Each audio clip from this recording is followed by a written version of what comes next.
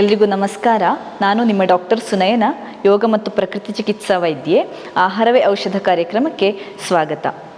ಇವತ್ತಿನ ಸಂಚಿಕೆಯಲ್ಲಿ ನಮ್ಮ ಮನುಷ್ಯ ದೇಹ ವೆಜಿಟೇರಿಯನಿಸಮ್ ಅಥವಾ ನಾನ್ ವೆಜಿಟೇರಿಯನಿಸಮ್ಗೆ ಸೂಟ್ ಆಗ್ತದೋ ಅನ್ನುವಂಥದ್ದನ್ನು ನೋಡ್ತಾ ಹೋಗುವ. ನಮ್ಮ ಯೋಗ ಮತ್ತು ಪ್ರಕೃತಿ ಚಿಕಿತ್ಸೆ ಸಂಪೂರ್ಣವಾಗಿ ಈ ಒಂದು ಮಾಂಸಾಹಾರವನ್ನು ನಿಷೇಧಿಸುವಂಥದ್ದು, ಅದು ಒಪ್ಪಿಕೊಳ್ಳೋದೇ ಇಲ್ಲ.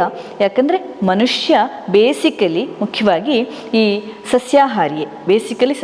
ಅವನ ದೇಹ ರಚನೆ ಪ್ರತಿಯೊಂದು ಅಂಶವನ್ನು ನೋಡಿದಾಗ ಈ ಮಾಂಸಾಹಾರಿ ಪ್ರಾಣಿಗಳಿಗೆ ಕಂಪೇರ್ ಮಾಡಿದಾಗ ಮನುಷ್ಯನ ದೇಹ ರಚನೆ ಸಸ್ಯಾಹಾರಕ್ಕೆ ಸರಿಯಾಗಿರುವಂಥದ್ದು.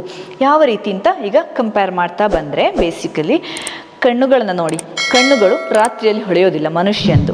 ಅದೇ ಬೇರೆ ನಿಶಾಚರಿ ಪ್ರಾಣಿಗಳ ಕಣ್ಣುಗಳು ರಾತ್ರಿಯಲ್ಲಿ ಹೊಳಿತವೆ. ಕೆಲವರೆಲ್ಲ ಆರ್ಗ್ಯೂ ಮಾಡಬಹುದು, ಜಿಂಕೆ ಕಣ್ಣು ರಾತ್ರಿ ಹೊಳಿತದೆ, ಅದು ಸಸ್ಯಾಹಾರಿ ಅಲ್ವಾ ಅಂತ ಕೇಳಬಹುದು. ಆದರೆ ಕೆಲವೊಮ್ಮೆ ಅಪವಾದಗಳಿರಬಹುದು. ಆದರೆ ಹೆಚ್ಚಾಗಿ ನೋಡಿ 99% ಈ ಮಾಂಸಾಹಾರಿಗಳು, ನಿಶಾಚರಿಗಳ ಪ್ರಾಣಿಗಳ ಕಣ್ಣುಗಳೇ ರಾತ್ರಿಯಲ್ಲಿ ಹೊಳೆಯುವಂಥದ್ದು. ಯಾಕಂದರೆ ಅವರು ರಾತ್ರಿಯೇ ಸುತ್ತಾಡುವಂಥದ್ದು, ಹೊರಗೆ ಹೋಗುವಂಥದ್ದು. ಅವಕ್ಕೆ ರಾತ್ರಿಯಲ್ಲಿ ದೃಷ್ಟಿ ಬೇಕೇ ಬೇಕು. ನಮಗೆ ರಾತ್ರಿಯಲ್ಲಿ ಕಣ್ಣು ಕಾಣೋದಿಲ್ಲ, ಅಂದರೆ ಅಷ್ಟು ಕ್ಲಿಯರಾಗಿ ಅವು ಓಡಾಡೋ ಹಾಗೆ ನಮಗೆ ಓಡಾಡಲಿಕ್ಕೆ ಸಾಧ್ಯ ಇಲ್ಲ. ಕತ್ತಲೆಯಲ್ಲಿ ಕಣ್ಣುಗಳು ಹೊಳೆಯೋದಿಲ್ಲ.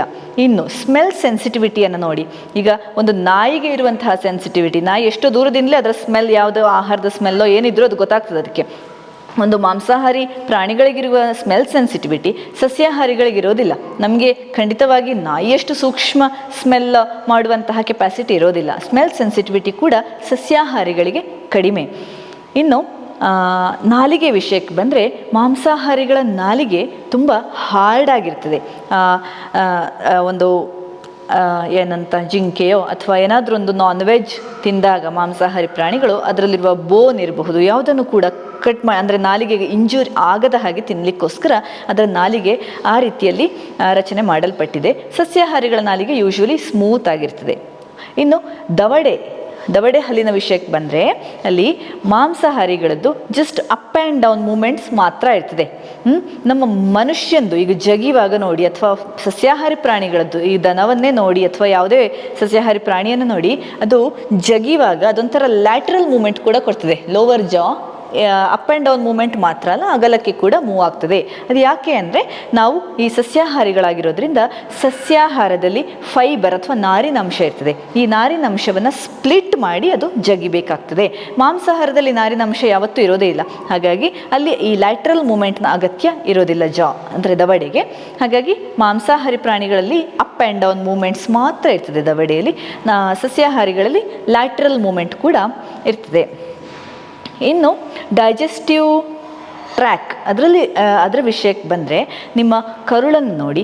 ಒಂದು 6 ಅಂದರೆ ಮೀಟರ್ನಷ್ಟು ಉದ್ದ ಇರ್ತದೆ. 6 7 ಮೀಟರ್ನಷ್ಟು ಉದ್ದ ಇರುವಂತಹ ಕರುಳು ಮನುಷ್ಯಂದಿರಬಹುದು, ಸಸ್ಯಾಹಾರಿ ಯಾವುದೇ ಪ್ರಾಣಿಗಳದ್ದಿರಬಹುದು.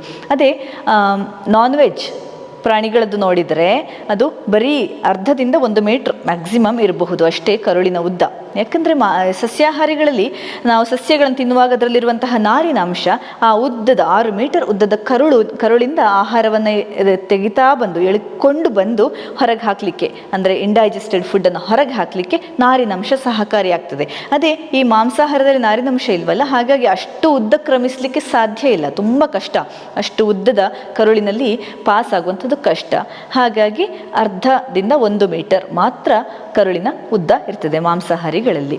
ಇನ್ನು ಈ ಡೈಜೆಸ್ಟಿವ್ ಆ್ಯಸಿಡ್ಸನ್ನು ನೋಡಿದರೆ, HCl ಏನಿರ್ತದೆ ಹೊಟ್ಟೆ ಒಳಗಡೆ, ಅದು ಸಸ್ಯಾಹಾರಿಗಳಲ್ಲಿ ವೀಕ್ ಇರ್ತದೆ. ಆ್ಯಸಿಡ್ ಅಷ್ಟೊಂದು ಸ್ಟ್ರಾಂಗ್ ಇರೋದಿಲ್ಲ. ಮಾಂಸಾಹಾರಿಗಳಲ್ಲಿ ಬಹಳಷ್ಟು ಸ್ಟ್ರಾಂಗ್ ಆಗಿರುವಂತಹ ಆ್ಯಸಿಡ್ ಇರ್ತದೆ. ಯಾಕಂದರೆ ಅವಕ್ಕೆ ಪ್ರಬಲವಾಗಿ ಆ್ಯಸಿಡ್ ಬೇಕು. ಯಾಕಂದರೆ ಈ ಮಾಂಸಾಹಾರವನ್ನು ಡೈಜೆಸ್ಟ್ ಮಾಡೋದು ಅಷ್ಟೊಂದು ಸುಲಭ ಅಲ್ಲ, ಅದು ತುಂಬ ಕಷ್ಟ. ಅದರಲ್ಲಿ ಫೈಬರ್ ಇರೋದಿಲ್ಲ ಮತ್ತು ಅಷ್ಟೊಂದು ಮೈಲ್ಡ್ ಅಲ್ಲ, ಅದು ಹೊಟ್ಟೆಗೆ ಸ್ಟ್ರಾಂಗ್ ಆಗಿರುವಂತಹ ಆ್ಯಸಿಡ್ಗಳು ಈ ಮಾಂಸಾಹಾರವನ್ನು ಡೈಜೆಸ್ಟ್ ಮಾಡಲಿಕ್ಕೆ ಬೇಕಾಗ್ತದೆ. ಇನ್ನು ಉಗುರಿನ ರಚನೆಯನ್ನು ನೋಡಿದರೆ, ಮನುಷ್ಯನ ಉಗುರು ಸ್ವಲ್ಪ ಉದ್ದ ಆದಾಗ ಅದು ಬ್ರೇಕ್ ಆಗ್ತಾ ಬರ್ತದೆ. ಅದೇ ಮಾಂಸಾಹಾರಿಗಳದ್ದು ನೋಡಿ ಶಾರ್ಪ್ ಆಗಿರುವಂತಹ ಉಗುರುಗಳಿರ್ತವೆ. ಅದನ್ನು ಹರಿಲಿಕ್ಕೆ, ಯಾವುದೇ ಒಂದು ವಸ್ತುವನ್ನು ಹರಿಲಿಕ್ಕೆ ಸಹಾಯ ಮಾಡುವಂಥದ್ದು ಈ ಉಗುರುಗಳೇ ಮುಖ್ಯವಾಗಿ. ಹಾಗಾಗಿ ಈ ಮಾಂಸಾಹಾರಿ ಪ್ರಾಣಿಗಳಲ್ಲಿರುವಂತಹ ರಚನೆ ಮನುಷ್ಯನಲ್ಲೂ ಇರೋದಿಲ್ಲ, ಸಸ್ಯಾಹಾರಿ ಪ್ರಾಣಿಗಳಲ್ಲಿ ಕೂಡ ಉಗುರಿನ ರಚನೆ ಇರೋದಿಲ್ಲ. ಇನ್ನು ಈ ಮೂತ್ರದ ವಿಷಯಕ್ಕೆ ಬಂದರೆ, ನಮ್ಮ ಮನುಷ್ಯಂದು ಅಥವಾ ಸಸ್ಯಾಹಾರಿ ಪ್ರಾಣಿಗಳ ಮೂತ್ರ ಸಾಧಾರಣ ಆಲ್ಕಲೈನ್ ಇರ್ತದೆ. ಅದೇ ನಾನ್ ವೆಜ್ ಪ್ರಾಣಿಗಳ ಮೂತ್ರ ಆದರೆ ತುಂಬ ಅಸಿಡಿಕ್ ಇರ್ತದೆ, ಅಸಿಡಿಕ್ ಸೈಡ್ ಇರ್ತದೆ, ಅದು pH ಲೋ ಇರ್ತದೆ. ಅದು ಕೂಡ ಇನ್ನೊಂದು ಪಾಯಿಂಟ್. ನಮ್ಮ ಮನುಷ್ಯನ ದೇಹ ಕೂಡ ಸ್ವಲ್ಪ ಆಲ್ಕಲೈನ್ ಅಥವಾ ಸ್ಲೈಟಾಗಿ ಅಸಿಡಿಕ್ ಇರಬಹುದು, ಏನಾದರೂ ಆಹಾರ ವ್ಯತ್ಯಾಸ ಆದರೆ ಅಷ್ಟೇ ಬಿಟ್ಟರೆ. ಇಲ್ಲಾಂದರೆ ಬೇಸಿಕಲಿ ಮನುಷ್ಯ ಸಸ್ಯಾಹಾರಿ ಅಂತ ಪ್ರೂವ್ ಮಾಡಲಿಕ್ಕೆ ಆ ಮೂತ್ರದ ಒಂದು ಕಾಂಪೋಸಿಷನ್ ಕೂಡ ಸಹಕಾರಿ ಆಗ್ತದೆ. ಇನ್ನು ಜೀರ್ಣ ಪ್ರಕ್ರಿಯೆ ಆಗಲಿಕ್ಕೆ ಎಷ್ಟು ಹೊತ್ತು ತಗೊಳ್ತದೆ ಅನ್ನುವ ವಿಷಯಕ್ಕೆ ಬಂದರೆ, ಸಸ್ಯಾಹಾರಿಗಳ ದೇಹದಲ್ಲಿ ಈ ಸಸ್ಯಾಹಾರವನ್ನು ಸೇವಿಸಿದ ಮೇಲೆ 2 ರಿಂದ 3 ಗಂಟೆ ಮ್ಯಾಕ್ಸಿಮಮ್ ತಗೊಳ್ತದೆ ಡೈಜೆಸ್ಟ್ ಆಗಲಿಕ್ಕೆ. ಅದೇ ಮಾಂಸಾಹಾರಿಗಳು ಒಂದು ಸಲ ಬೇಟೆ ಆಡಲಿ ನೋಡಿ, ಈಗ ಚಿರತೆ ಇರಬಹುದು, ಅದು ಒಂದು ಸಲ ತುಂಬ ಫುಲ್ ಸ್ವಿಂಗಲ್ಲಿ ಬೇಟೆ ಆಡ್ತದೆ. ಒಂದು ಜಿಂಕೆ ಅದು ಓಡಿದರೆ ಕೂಡ ಅದನ್ನು ಹಠಕ್ ಪಟ್ಟು ಅದಷ್ಟು ಫಾಸ್ಟಾಗಿ ಓಡಿ ಅದನ್ನು ಹಿಡಿತದೆ. ಅದನ್ನು ಹಿಡಿದು ತಿಂದ ಮೇಲೆ 2-3 ದಿನ ಅದಕ್ಕೆ ಆಹಾರವೇ ಬೇಡ, ಅದು ಫುಲ್ ನಿದ್ದೆಗೆ ಹೋಗಿಬಿಡ್ತದೆ. ಅಂದರೆ ಅದಕ್ಕೆ ಆಮೇಲೆ ಆಹಾರದ ಅಗತ್ಯವೇ ಇರೋದಿಲ್ಲ, ಅಷ್ಟು ಟೈಮ್ ತಗೊಳ್ತದೆ ಜೀರ್ಣ ಆಗಲಿಕ್ಕೆ ಕೂಡ.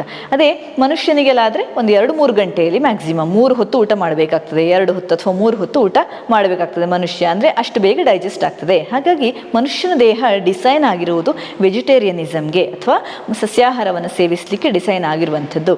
ಹಾಗಾಗಿ ಈ ಮಾಂಸಾಹಾರವನ್ನು ಆದಷ್ಟು ನೀವು ಕಡಿಮೆ ತಗೊಂಡ್ರೆ ಅದು ಬಹಳ ಮುಖ್ಯ. ಕೆಲವರು ಕೇಳ್ಬೋದು ಡೆಫಿಷಿಯನ್ಸಿ ಆ ಥರದ್ದೆಲ್ಲ ಇದ್ದರೆ ಮಾಂಸಾಹಾರವನ್ನು ಸಜೆಸ್ಟ್ ಮಾಡ್ತಾರೆ ಡಾಕ್ಟ್ರು, ಸೀ ಫುಡ್ಡನ್ನು ಸಜೆಸ್ಟ್ ಮಾಡ್ತಾರೆ, ಈ ಥರದ್ದೆಲ್ಲ ಬಹಳಷ್ಟಿದೆ. ಆದರೆ ಸಸ್ಯಾಹಾರದಲ್ಲಿ ಕೂಡ ಬಹಳಷ್ಟು ಒಳ್ಳೆಯ ಸಪ್ಲಿಮೆಂಟ್ಗಳಿದ್ದಾವೆ. ನಿಮಗೆ ಯಾವುದೇ ಡೆಫಿಷಿಯನ್ಸಿ ಆಗಲಿ ಸಸ್ಯಾಹಾರದಲ್ಲಿ ಕೂಡ ಬಹಳಷ್ಟು ಒಳ್ಳೆಯ ಸಪ್ಲಿಮೆಂಟ್ಗಳಿದ್ದಾವೆ. ಅದನ್ನು ನೀವು ತಗೊಂಡು ನಿಮ್ಮ ಆರೋಗ್ಯವನ್ನು ಕಾಪಾಡಿಕೊಳ್ಬೋದು. ಯಾಕಂದರೆ ಈ ಒಂದು ಪ್ರಾಣಿಗಳನ್ನು ಕೊಲ್ಲುವಂಥ ಆ ಒಂದು ಕ್ರೌರ್ಯವನ್ನು ನೋಡುವಾಗ ಅದೊಂದು ಇಂಪ್ಯಾಕ್ಟನ್ನು ಮನಸ್ಸಲ್ಲಿ ಕ್ರಿಯೇಟ್ ಮಾಡಿಬಿಡ್ತದೆ. ಅದು ನರಳುವಂಥದ್ದು, ರಕ್ತ ಬರುವಂಥದ್ದು, ಅದನ್ನು ಜೀವ ಹೋಗಿಸುವಂಥದ್ದು, ನಾವು ಕಟ್ ಮಾಡುವಂಥದ್ದು, ಮತ್ತೆ ಆ ಮಾಂಸವನ್ನು ತಿನ್ನುವಂಥದ್ದು, ಅದೆಲ್ಲ ಒಂದು ಕೆಟ್ಟ ಇಂಪ್ರೆಷನ್ ನಮ್ಮ ಮನಸ್ಸಲ್ಲಿ ಕ್ರಿಯೇಟ್ ಮಾಡಿಬಿಡ್ತದೆ. ಅದೊಂಥರ ಡಿಲೀಟ್ ಆಗದಂತಹ ಇಂಪ್ರೆಷನ್. ಕೋರ್ಸ್ ನಿಮಗೆ ಎಮೋಷನ್ಸ್ ಇಲ್ಲ ಅದರ ಮೇಲೆ, ಹಾಗಾಗಿ ತಿನ್ನೋದು ಒಳ್ಳೆಯದು ಅಂಥೇಳಿ ತಿಂತೀವಿ, ಅಂದರೆ ರುಚಿ ಇರ್ತದೆ ಮಾಂಸಾಹಾರ, ಒಂಥರ ಸ್ಟಿಮ್ಯುಲೇಟಿಂಗ್ ಅದೆಲ್ಲ ಇರಬಹುದು. ಆದರೆ ಆ ಒಂದು ಸಫರಿಂಗ್ ಇದೆ ಅಲ್ಲ ಆ ಪ್ರಾಣಿಗಳದ್ದು, ಅದು ನೋಡಲಿಕ್ಕೆ ನಿಮ್ಮ ಮನಸ್ಸು ಒಪ್ಪುವುದಿಲ್ಲ, ನಿಮ್ಮ ಅಂತರಾತ್ಮ ಅನ್ನುವಂಥದ್ದು ಖಂಡಿತ ಒಪ್ಪಲಿಕ್ಕೆ ಸಾಧ್ಯ ಇಲ್ಲ. ನೀವು ಈಗ ನೋಡಿ ಗ್ರೀನರಿ, ಹಸಿರು ಪ್ರದೇಶವನ್ನು ನೋಡಿದರೆ, ತುಂಬ ಮರಗಳಿರುವಂತಹ ಜಾಗವನ್ನು, ಗಾರ್ಡನನ್ನೆಲ್ಲ ನೋಡಿದರೆ ಎಷ್ಟು ಮನಸ್ಸಿಗೆ ಖುಷಿ ಆಗ್ತದೆ ನೋಡಿ. ವಾಕಿಂಗ್ ಹೋಗುವಾಗ ನೀವೆಲ್ಲ ಹೋಗ್ತೀರಿ, ಅಂಥ ಮರಗಳಿರುವಂತಹ ಜಾಗ, ಪ್ರಕೃತಿ ಸಂಪದ್ಭರಿತವಾದಂತಹ ಜಾಗಕ್ಕೆ ಹೋಗ್ತೀರಾ ನೀವು. ಅದೇ ಕಸಾಯಿಖಾನೆಗೆ ವಾಕಿಂಗ್ ಹೋಗ್ತೀರಾ ನೀವು, ಅಲ್ಲಿ ನೀವು ನೋಡ್ಲಿಕ್ಕೆ ಸಾಧ್ಯವಾ? ಅಲ್ಲಿ ಹೋಗಿ ನೀವು ವಾಕಿಂಗ್ ಮಾಡಿ ರಿಲ್ಯಾಕ್ಸ್ ಆಗಿ ಬರ್ತೇನೆ ಅಂದರೆ ಸಾಧ್ಯವಾ? ಇಲ್ಲ. ಆ ಗ್ರೀನರಿಯನ್ನು ನೋಡುವಾಗ ಸಿಗುವಂತಹ ಒಂದು ರಿಲ್ಯಾಕ್ಸೇಷನ್ ಈ ಪ್ರಾಣಿಗಳನ್ನು ಕೊಲ್ಲುವಾಗ ಅಲ್ಲಿ ಸಿಕ್ಕೋದಿಲ್ಲ. ಹಾಗಾಗಿ ಮನುಷ್ಯನ ದೇಹ, ಮನಸ್ಸು, ಇಂಟೆಲೆಕ್ಟ್ ಯಾವುದೇ ಇರಲಿ, ಯಾವುದೇ ಲೆವೆಲಲ್ಲಿ ಯೋಚನೆ ಮಾಡಿದರೂ ಅವನ ದೇಹ ಡಿಸೈನ್ ಆಗಿರುವಂಥದ್ದು ಸಸ್ಯಾಹಾರಕ್ಕೆ ಮಾತ್ರ. ಹಾಗಾಗಿ ಆದಷ್ಟು ಸಸ್ಯಾಹಾರಿಗಳಾದರೆ ನಿಮಗೆ ಸಸ್ಯಾಹಾರದಲ್ಲಿ ಎಷ್ಟೋ ವೆರೈಟಿ ಫುಡ್ಗಳನ್ನು ನೀವು ತಯಾರು ಮಾಡಿಕೊಂಡು ತಿನ್ನಬಹುದು. ಆಹಾರದ ಸೂಕ್ಷ್ಮ ರೂಪ ಮನಸ್ಸಾಗ್ತದೆ. ಮನಸ್ಸಲ್ಲಿ ನೀವು ಪಾಸಿಟಿವ್ ಆಗಿರಬೇಕು, ಹೈ ವೈಬ್ರೇಷನಲ್ಲಿರಬೇಕು, ಎಲ್ಲ ಕಡೆ ಪಾಸಿಟಿವಿಟಿಯನ್ನು ಸ್ಪ್ರೆಡ್ ಮಾಡಬೇಕು ಅಂತಾದರೆ ಈ ಸಸ್ಯಾಹಾರ ಬಹಳಷ್ಟು ಸಹಕಾರಿ ಅಂತ ಹೇಳ್ತಾ ನನ್ನ ಮಾತುಗಳನ್ನು ಮುಗಿಸ್ತೇನೆ. ಧನ್ಯವಾದ.